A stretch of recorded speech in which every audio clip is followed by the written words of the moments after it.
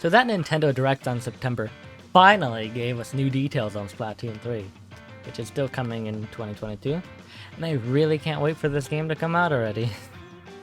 But in this video, however, we are going to cover all of the details that have been officially revealed by the Squid Research Lab, alongside the Direct of September, as well as some potential leaks of the lore of the game from the well-known source of Samus Hunter 2 on Twitter. But to start off, we will be covering the already revealed details, and not until the end will we be talking about the leaks, so make sure you stay tuned throughout the whole video so you don't miss anything, as well as subscribing and stuff like that to stay up to date in future Splatoon 2 details, and more Nintendo content as well. But so, if you have seen the trailer shown off in the September Direct, you will know that the theme for Splatoon 3's story mode, or campaign, will be the return of the Mammalians, a play on words combining mammals and aliens. The Squid Research team confirms that, as far as we know, mammals had disappeared from the surface of the planet, minus a couple cool cats of course. But with their return, what does it mean for these Inklings? The team tells us that our player character and our small fry buddy are scrap hunters, who search for junked gems by day and splat it up in turf war on the side. The article also tells us that our Inkling will meet the new Squidbeak Splatoon, and will now be their new Agent 3 in the continued fight against the evil Octarians. This confirms that we will once again be fighting the Octarians just like the previous game. However, us being the new Agent 3 poses some questions, as the protagonist in the original Splatoon was Agent 3. But it is later revealed that the original Agent 3 is actually now the captain of this Squidbeak Splatoon. So they have been promoted basically. The article then shows us the outfits worn by our Scrap Hunter protagonist, but we are actually shown two different outfits. The article replies to this distinction from the other two games with the quote that perhaps they are each suited to different situations. So there's a high likelihood that we will be using specific outfits for different levels or areas. Or maybe we can just freely choose our protagonist's own outfits, which I would also enjoy. Next up, they show the new Octarian forces, now sporting their furry exterior, which is also likely related to the true villain of the story mode, which we will get to near the end of the video, so make sure to stay tuned. And it also tells us some places where the story mode will be taking place. A location known as Alterna, with a large spaceship that will probably be very influential in the story if the rumors are to be true. But also more images of what I presume to be screenshots from some of the levels are showcased, as well as our natural obstacle of fuzzy ink or fuzzy ooze. And in the September Direct trailer, it was shown to us that if your Inkling makes contact with this gooey substance, the character will be covered by a brown, hairy, fur-like substance all over their body. The article states that all you can do in this state is helplessly roll around, which would make me assume that the ooze doesn't actually kill you, but only stops you for some time until your salmonid buddy comes to your rescue. The Squid Research Lab tells us that small fries aren't affected by fuzzy ooze, and that they actually eat it, which will probably be how you overcome these obstacles in the campaign. The video here also shows you throwing your small fry onto the large orb on top of the fuzzy ink, and it shows that your buddy will remove all of the ink connected to it, similar to the Calamity Eye thing in Zelda Breath of the Wild. Your small fry can also attack the furry Octarians, activate helpful contraptions, and assist Inklings in various other ways.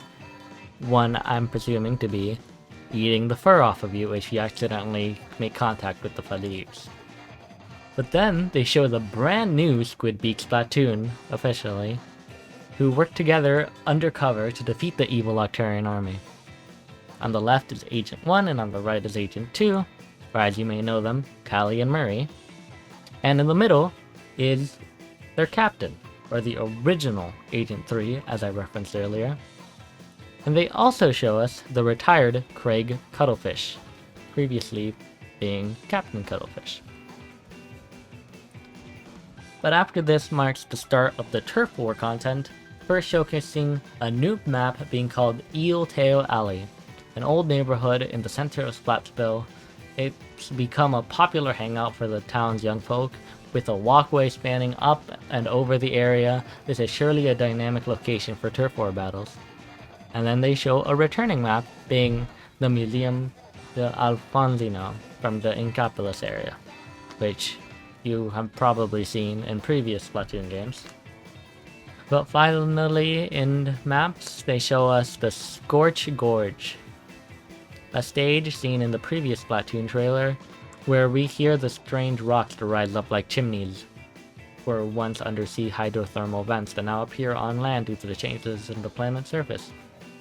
This area is also designated as a national park, and it's quite popular. Finally, they tell us about the brand new special weapons that were also showcased in the previous Splatoon trailers, starting with the Crab Tank. When piloting this multi-legged vehicle, you can attack with a powerful rapid-fire gun and a cannon with a wide blast radius. You can also turn into a ball to move around faster than crab walking. Next is the Big Bubbler, a modified version of the Bubbler, which is now a fixed special, but the size is greatly increased, and it is going to be very useful for protecting one's allies. But the next special weapon turns an Inkling into a shadowy warrior called a Zipcaster, with tentacles that stretch way out and stick to walls.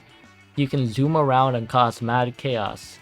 To conceal your identity when your ink runs out, however, you'll be returned to where you first transformed. Next was shown the Trizooka, a modified version of the Inkzooka from the first game. It has a powerful shot that fires 3 blasts at once that can be fired 3 times in total each use. And finally, they show the Killer Whale 5.1, a modified version of the previous Killer Whale. The 6 floating megaphones move autonomously and attack with lasers that chase enemies. And finally, the article tells us about the new music in the game from Seaside.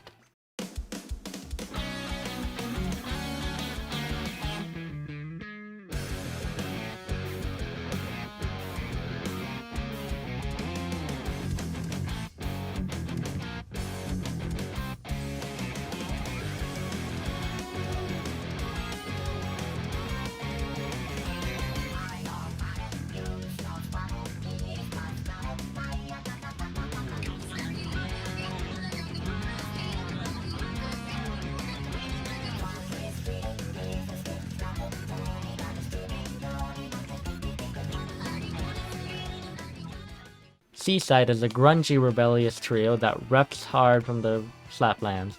Growing up without formal musical training hasn't caused them to miss a beat, and they've risen to the surface on their ambition and attitude alone. But that was all for the Squid Research Lab content. Now, we can get into the lore leaked by Samus Hunter 2 on Twitter. Samus Hunter tells us that these mammals that are returning are actually the bears. And she tells us that the bears will turn out to be the creatures sent into space by the long-forgotten humans for some experiment, which may potentially explain the spaceship seen in the new Alterna location. And as many had thought, Mr. Grizz from Briscoe Industries is one of these bear aliens. However, the Salmonids previously prevented their return. However, since, as you can see, they are the only thing that is not affected by the fuzzy ink, and they actually attack the fuzzy Octarians, so it's believable that they will also attack the bears. However, Mr. Grizz's salmon run had lowered the salmonid population drastically, as seen from the SOS image teasing Splatoon 3 a long time ago, and that caused the bears to be able to return. Samus Hunter continues, stating that the bears developed a substance that is able to turn skin into fur, allowing them to gain control of the creatures, being the new fuzzy Octarians, meaning the bears most likely control All of them. She states that it will be up to you to collect the Zapfish to gain enough electricity to reach the final zone, just like the previous Splatoon campaigns, using Zapfish to continue progression. But her final message states, DJ Octavio may be taking part with you because of the brainwashing of the Octarians, and he might be playable, like the tailed mech sections on Sonic Adventure 2. And he's also showcased in the campaign's official game art, so he'll be there somewhere. And that is all Samus Hunter had to say. And so as you can see, it is very possible that the game's main antagonist may be Mr. Grizz, or if not, at least the bears are the true enemies of the game, and the Octarian forces will only be controlled by them. Possibly as well, our mission may be to rescue the salmonid population before they are all extinct, and our salmonid buddy will be a major part of the game's gameplay. But anyways, there is still plenty of questions that still need to be answered, with a long time before the game actually releases. I mainly want to know who will be the new Callie and Marie, or Marina and Pearl, at the beginning of the game. Can it just be Callie and Marie again? That would be great. But I am very curious to find that out and find out more about this game. But for today, that is all the information I have. So with that being said, I hope you guys enjoyed. If you did, make sure to subscribe. I will be posting more Splatoon videos as more info is released. And we'll also cover various things as well in everything Nintendo. I'll see you guys next time. Bye.